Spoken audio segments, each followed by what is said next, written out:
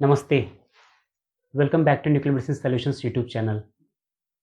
This is the fifth video of Nuclear Medicine Dose Assessment series, and in this video we are going to discuss about effective dose and equivalent dose. These two terms are very commonly used in nuclear medicine or the radiation protection, but the most important is they have been inappropriately used or they have been used for therapeutic purposes which they are not at all applicable for. So we are going to learn many things about these two terms, how they evolved, what are they, what are tissue weighing factors, what are radiation weighing factors, how they are calculated, in which all the conditions they are supposed to be used, which all the conditions they are not supposed to be used. This all we are going to see in this video. So let's begin and see what are effective doses and what are equivalent doses. First video we discussed about nuclear medicine dosimetry, the future's essential need. In the next video we discussed about the stakeholders, where we discussed all the components which are involved in nuclear medicine dosimetry. Then we discussed the mathematics, where we calculated the absorbed dose and saw how an absorbed dose can be calculated manually. And in the fourth video we discussed about MIID formalism. In this video we are going to discuss about effective dose. And the term effective dose, we are starting this presentation with this statement: no other quantity in radiation production has been more confusing or misunderstood than effective dose. The properties and appropriate applications are not well understood. So with these two statements we are going to start this presentation and see how this is going to be proved. The key points which we are going to cover in this presentation is the quantities equivalent dose and effective dose, their applications, their limitations, correct and incorrect applications. We are going to see radiation weighing factors and tissue weighing factors and their calculations. We are going to see, are these applicable for diagnostic nuclear medicine or therapeutic nuclear medicine or for the both. We are going to see what are stochastic effects, what are deterministic effects, and finally we are going to see the adoption of equivalent dose and effective dose by MIID committee. We are taught like the definitions of absorbed dose, equivalent dose and effective dose. The absorbed dose is a measure of energy deposited per unit mass of any material by any type of radiation, that is D is equal to dE by dN, and the unit is gray. The equivalent dose is, it accounts for the differences in effectiveness of different type of radiations causing biological damage. Means different radiations have different effectiveness towards the biological cells. Equivalent dose is equal to absorbed dose into radiation weighing factor, that is WR with the suffix. The unit of equivalent dose is Cwatt, and the effective dose is different organs have different radiosensitivity, therefore they receive different doses. So the effective dose is equal to sigma HT into WT, that is tissue weighing factor, and the unit of this is also a Cwatt. Again, a new statement we are going to make is equivalent dose and effective dose has very limited use in nuclear medicine and cannot be applied in therapeutic nuclear medicine. So let's see. For radiological protection purposes, ICRP uses single value of effective dose for both the genders. Means for male and female the value is same. The tissue weighing factors are sex and age averaged values for all organs and tissues including the male and female breast, testes and ovaries. Means everything is being averaged. The phantoms are based on medical tomographic images made up of three-dimensional volume pixels, that is voxels. The voxels of defined organs are adjusted to approximate the organ masses assigned to reference male and reference female, which has been specified in publication 89. So to provide practicable approach of equivalent dose and effective doses, conversion coefficients relating to physical quantities, for example, particle fluence or air karma, for external exposure and activity intake for internal exposures are calculated for standard exposure conditions for the reference phantoms. Means they are applicable for reference phantoms. There are few statements of ICRP publications. The first one is ICRP publication 103, page 17, and they say effective dose is calculated for a reference person and not for an individual. On the same publication, on page number 75, they write effective dose should be used for prospective dose assessment for planning and optimization in radiological protection, establishing a radiation workers dose record, demonstrating compliances with dose limits for regulatory purposes, comparing typical doses from different diagnostic procedures and similar technologies in medical examinations. On the next ICRP publication 106, page 29, they say the weighing factors used in computing effective dose are appropriate to a population of workers and general population. And in nuclear medicine, at most of the times the doses which we are calculate is for patients and they are not applicable for the patients. They say currently work is in progress within ICRP to generate corresponding updated dose equivalents for the calculation of doses to workers and members of public due to intake of radioactive substances. Means if there is some radioactive substance intake, then also they are not applicable. The next statement, what they say, in due course doses to patients from intake of radiopharmaceuticals will also be calculated accordingly. Doses to patients from intake of radiopharmaceuticals means they are not applicable for the patients. But they say, however, pending the availability of such updated information, the present data should be used. That is why it is being used. The equivalent dose evolved from 1957 definition of relative biological effectiveness, that is RBE dose, which is an absorbed dose multiplied by an observed relative biological effectiveness factor.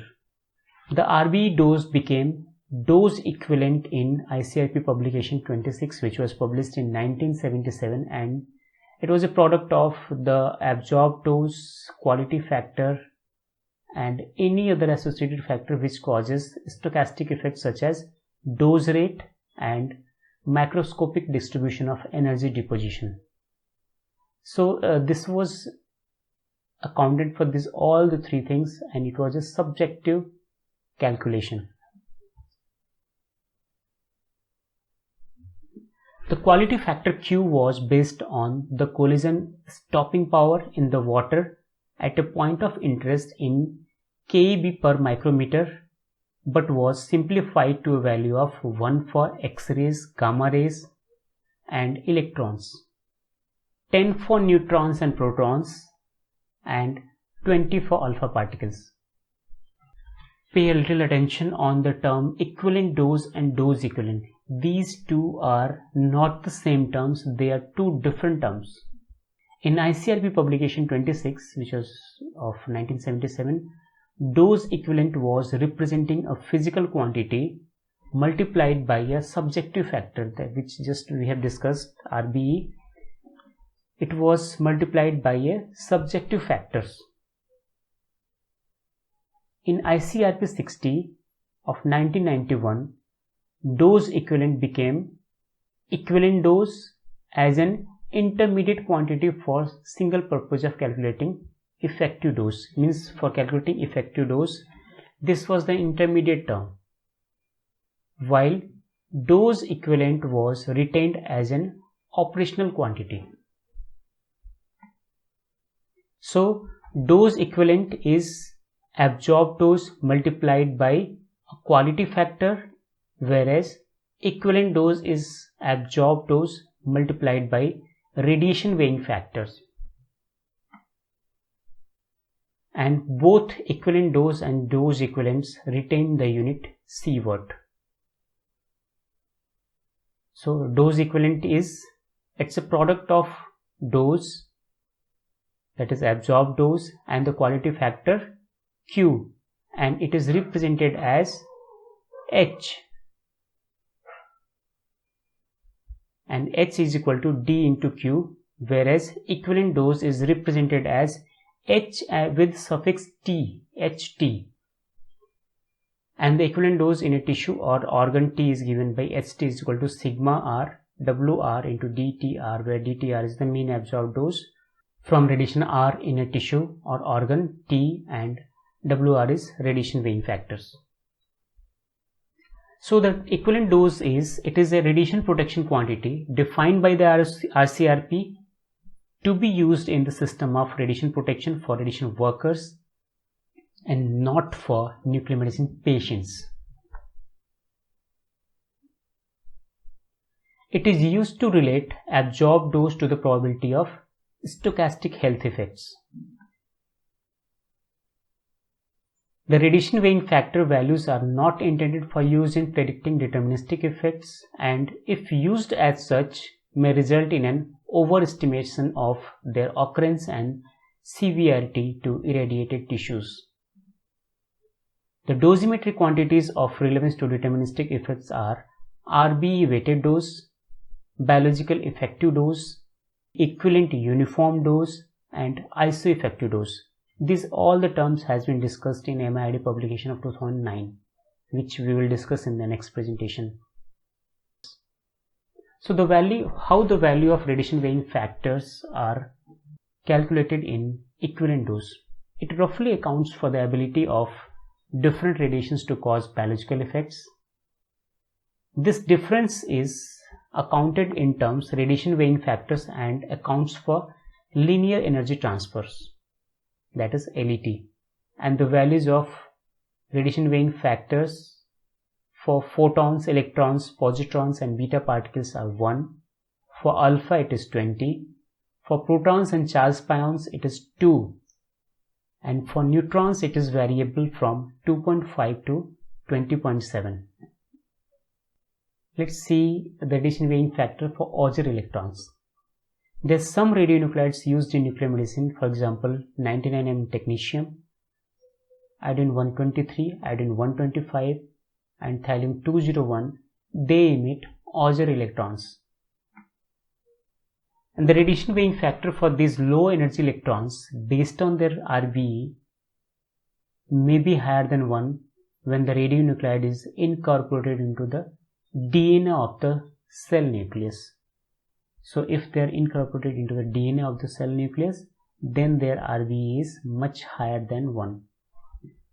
ICRP has not given any specific value for them, and they say ICRP does not give any specific recommendations on WR for Auger electrons, but recommends that its value be determined on case-to-case basis.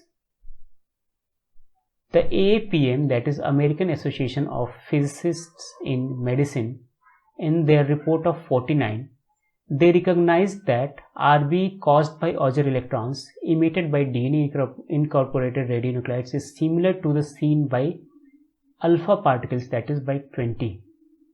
So they will have radiation factor of 20 when they are incorporated into the DNA, but when they are outside the DNA, that is within the subcellular distribution, they have some there, and AAPM recommends linear weighing in case of subcellular distribution of Auger electrons.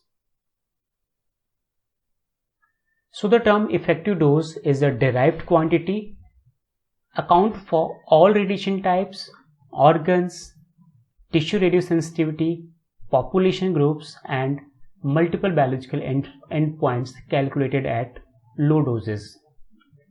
The concept applies to stochastic effects for radiation protection planning and not to individual subjects for risk assessments. They are not defined for short-term adverse reactions, that is deterministic effects, and it is not a real radiation dose to a person per se, but is a computed number representing an approximate measure of stochastic risks applied to a representative model. The reference model is averaged as a hybrid reference, that is 50th percentile for male and female, representing all ages and sizes in the standard population, and the formula for effective dose calculation is this, which is mentioned on the screen. So the sum is performed over all organs and tissues of the human body considered to be sensitive to induction of stochastic effects. Let's see the tissue weighing factor in different ICRP publications. In ICRP publication 30, the first value of tissue weighing factors were given, and then it was mentioned in ICRP 6, and ICRP publication 103 they were again changed, which was in 2007. When we pay attention, the value of gonads, which was 0.2 in ICRP 60, was changed to 0.08, means they have been significantly reduced in the next publication. The values of breast, that is 0.05, which was changed to 0.12 in the publication of 103, and the remainder, which was 0.05, has been changed to 0.12, and this remainder tissues 0.12 applies to the arithmetic mean of equivalent doses of 13 organs or tissues of each sex. It includes adrenal gland, extrathoracic airways, gallbladder, heart, kidneys, lymphatic node, skeletal muscles, oral mucosa, pancreas, small intestine, spleen, thymus, and prostate for male, and uterus and cervix for female. So what are limitations of effective dose in nuclear medicine? So the limitations stems from the fact that it is averaged for both sexes as well as it is age averaged also. Sex averaged values of WT for the breasts provide no information on the risk of breast cancer in male patients, and the WT value for thyroid overestimates the risk of thyroid cancer in adult patients and underestimates the risk in children. For young children, the risk may be higher by a factor of 2 to 3, and at higher ages the risks are less, perhaps by a factor of 3. So the effective doses may not be used in situations involving radiation therapy or to an individual. So what is the significance of having these quantities in nuclear medicine then? Because it allows to compare the relative doses related to stochastic effects from different diagnostic examinations and interventional procedures. Means if there are two different diagnostic examinations, so which one to be preferred, that they are able to tell, and comparison of similar technologies in different hospitals or countries, or different technologies for the same medical examinations, provided that a representative patient or patient population for which the effective dose are going to be derived are similar with regard to the age and gender, which was calculated in the ICRP system. Let's see the examples where they can be used. It allows comparison of different type of diagnostic medical exposures, even in different modalities such as X-ray and nuclear medicine. There is a condition where 3 organs have received the significant equivalent dose, and those are lung, liver and thyroid, and they have received the dose of 10, 20 and 50 millisieverts respectively. The effective dose using radiation weighing factor values from ICRP 103. These values have been taken from the ICRP 103 and then it is calculated for the effective dose, and the total effective dose is 4 millisievert. So this means the result indicates that the risk from the uniform whole body effective dose of 4 millisievert would theoretically have the same risk as the patient receives 10 millisievert to the lungs, 20 millisieverts to the liver and 50 millisieverts to the thyroid. It will have the same effect if the uniform whole body equivalent dose is 4 millisievert.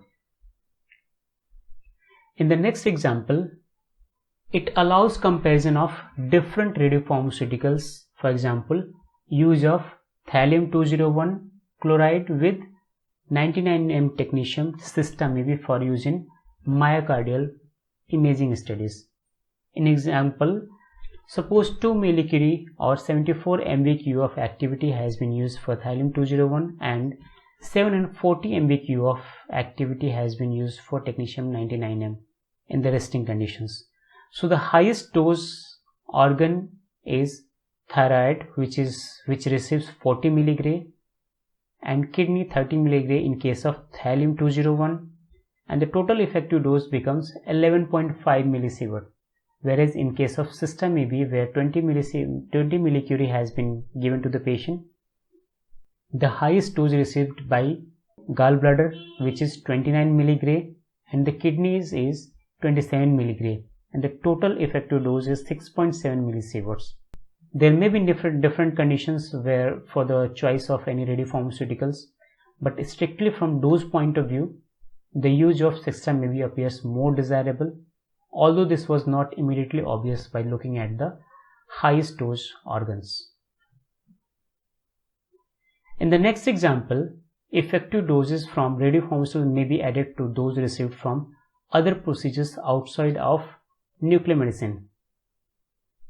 For example, if a typical value of an effective dose lumbar spine X-ray is 0.7 millisievert and the subject had 2 such exams recently and then receives 99 MTC system EV heart scan, so the total effective dose estimated is 6.7 plus 2 into 0.7, so the total is 8.1 millisieverts. So it allows to calculate the total effective dose. In the next example, the popular way to explain radiation risk to the public is to express the dose in terms of equivalent years of exposure to background radiations. The estimate of background radiation dose may vary, but one chooses 3 millisievert per year.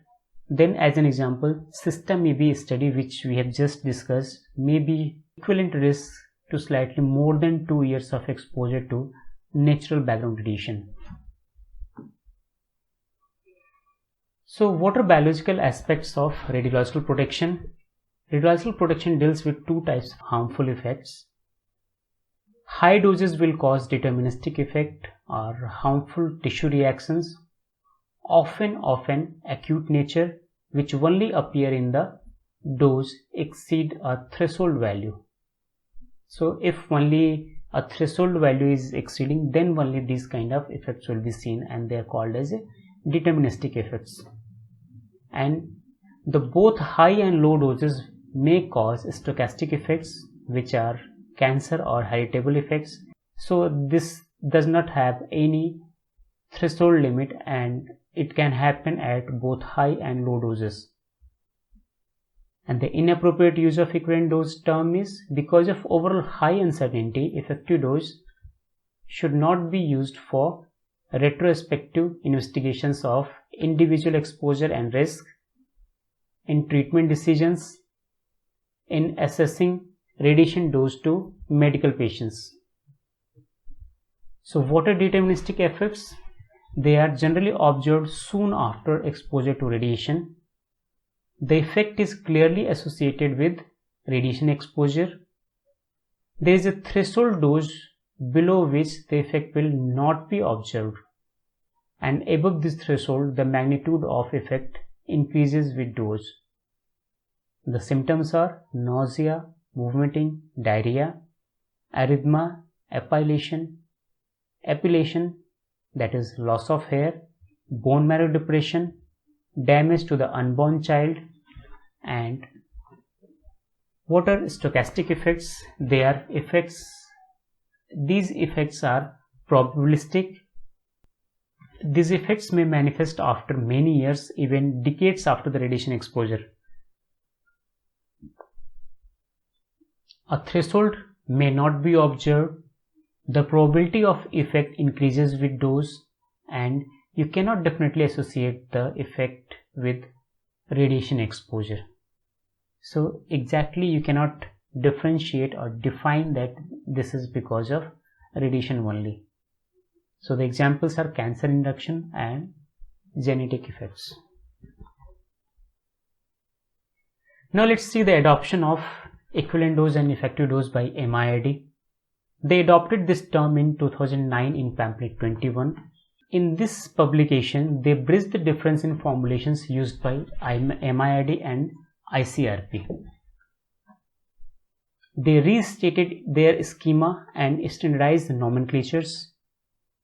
They formally adopted equivalent doses and effective doses, and they also discussed more dosimetric quantities which can be used for deterministic effects relevant in targeted radionuclide therapies.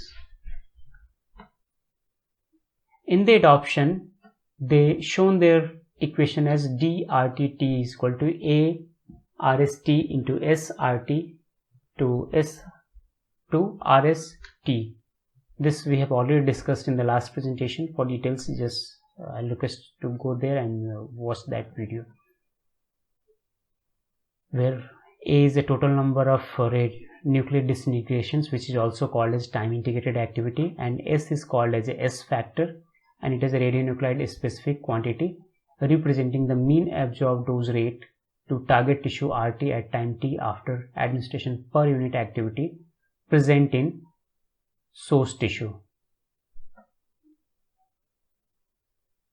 So the quantity S is specific to the radionuclide and is given as, when the equivalent dose was adopted in MIID, the formula of MIID was changed as equivalent dose HRTTD is defined as HRTTD is equal to sigma R WR dr RTTD, whereas T is equal to, as we have discussed earlier, S factor, which was radiation weighted. So the replacing S with radiation weighted S denoted as SW, and SW represents the time dependent equivalent dose rate in target tissue RT per unit activity present in source tissue RS. SW is given as this equation which is shown in the slide.